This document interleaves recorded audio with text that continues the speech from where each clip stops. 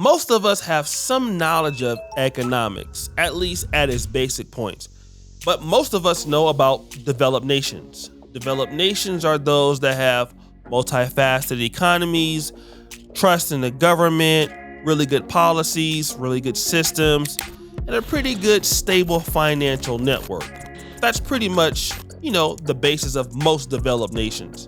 And their citizens enjoy a good life. Well, if you're in an underdeveloped nation, what do you want to do? You would want your nation to develop, but if it doesn't and you lose trust in its government, you're going to go to where the developing nations are at. You're going to go to Canada, United States of America, maybe you might go to Sweden, Switzerland, or you guessed it, drum roll please, the UK. Now this makes sense because the UK also did a lot of damage in the world. And they colonized a lot of countries around the world, including the country I'm living in right now, Uganda. Uganda, Kenya, Nigeria, India, Pakistan, Bangladesh. I mean, all of the English-speaking countries we have, some are still poor, which many migrants would be able to feel like, hey, I can go there, I speak English, it could be pretty safe for me. Well, here's what happens. The United Kingdom is struggling right now, whether you know it or not. It is not the big powerhouse that the United States of America is. They don't have the best economy. Leaving the European Union is probably the biggest mistake in the modern history of the United Kingdom. But stop the show. The UK has a plan. They have to send these migrants that are there illegally someplace. Just like what we see in Chicago, just like what we see in New York. Somehow we got to shift these migrants out of here. And that is what Texas was doing. Texas sent the migrants from there to New York City or from there to Chicago. But the UK can't send their migrants over to Texas or New York. But what they can do is they can try to see if any of their old colonies are willing to accept it. So they had to get on the phone. They got on the phone and then they called the Gambia. Hello, the Gambia. This is your boy out here in the UK.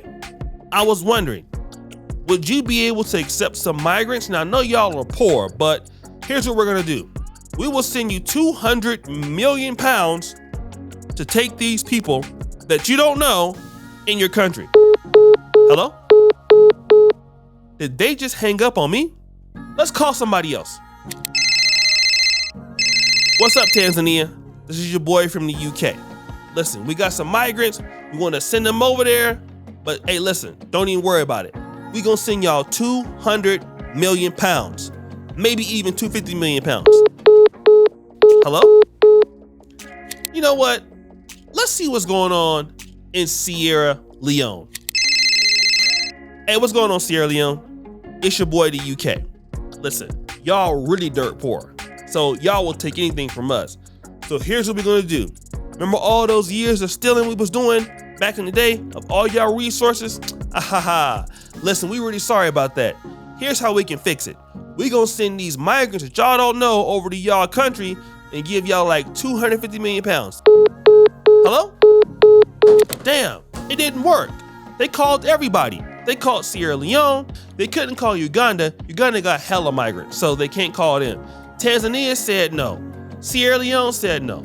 The Gambia said no. Rwanda's the only people that's saying yes. There's one more country they can call. Botswana. Botswana would be a perfect choice because it is developed, they're not corrupt, things are run the right way. It is way deep in Africa, so there's no chance those migrants are coming back. But this is what Botswana had to say about that. Let's speak now about this with Botswana's Foreign Affairs Minister, Dr. Lemogang Kwape. Doctor, good evening to you and thank you very much for your time. Is your country in talks with the United Kingdom to bring illegal migrants to your country? Good evening and good evening to your viewers.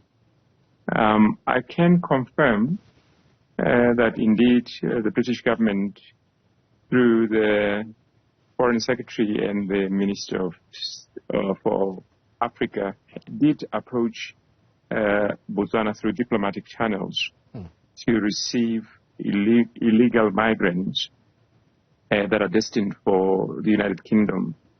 But we did not accede to their request.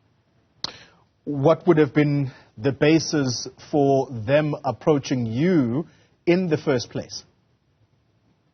I'm sure they are better placed to answer that than us. We were only asked, and I mean, perhaps I should take you back in history that Botswana has always been a refuge for people fleeing persecution. And South Africa is a case in point where South Africans were given safe passage through Botswana. Namibia is also the same. But you know, every time South Africans, if I may use them as an example, passed through Botswana, there was an agreement, even if they were passing through Botswana to either Zambia or Tanzania, because they were really striving to be self-determined. And we were in total agreement. So the first country that they reached, they were received and taken care of. But if you look at this configuration, clearly the British government does not want these people in their country. So they want to ferry them to a faraway country. We have enough problems that we're dealing with, especially immigration problems in our neighborhood. So I think to receive unwanted immigrants from another country while we're dealing with our own problems in the region, it will be unfair to Botswana. You see, guys, Botswana, and I don't even want to mention the brother's name because I don't want to mess his name up, but shout out to the brother. He said, listen, we understand that y'all want to give us this money, and we probably do need it, but we don't need the problems coming along with that money. So the answer is hell no. Why? Well, because the instability of Southern Africa has a lot of migrants coming to Botswana. See, I don't know if you know this, but Botswana is probably the best performing country in Africa, has been so for a long time. And they were dirt poor, but they reinvested from the diamond industry back into, a lot of its good industries, and things work really well in Gaborone. And they don't want to mess that up. And they already have a lot of migrants coming from Zimbabwe, a lot of migrants coming from Zambia, just all over Africa as it is, okay? As it is.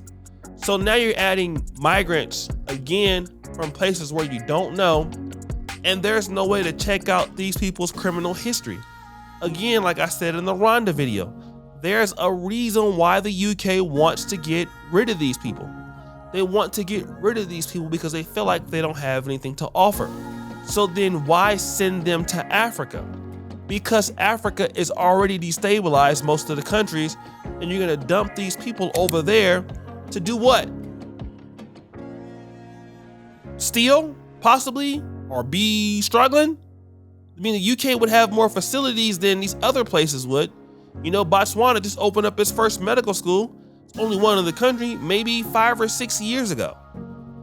So they're still in their infancy stage of developing. Sierra Leone, the Gambia, they don't have any infrastructure to host any migrants. But Botswana is saying no. Good on them. I think it's a great thing to say no because, hey, they're putting their people in their country first, which is what all black countries should do. So guys, what do you think? It's your boy, Shady Jackson, back at it again with another episode of Fair Use. I'm out.